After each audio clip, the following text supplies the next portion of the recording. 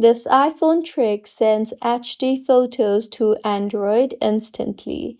Hello everyone, I am Vishaka and welcome to our channel. Now let's get right into the tutorial.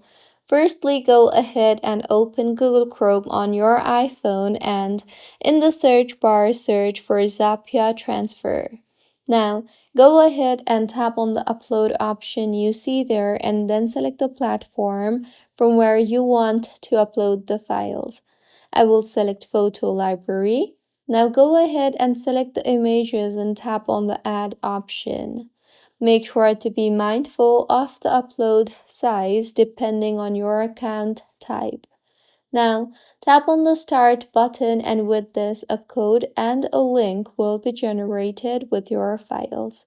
So, go ahead and tap on the either copy code option or copy link option and then share it with the individual with whom you want to share the files with. And with this, as soon as the receiver opens the link, the files or the media will be saved to their device automatically.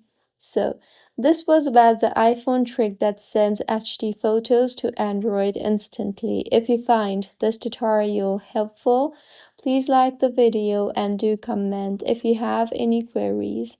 Also, do subscribe to our channel for more helpful tutorials like this. See you on the next one.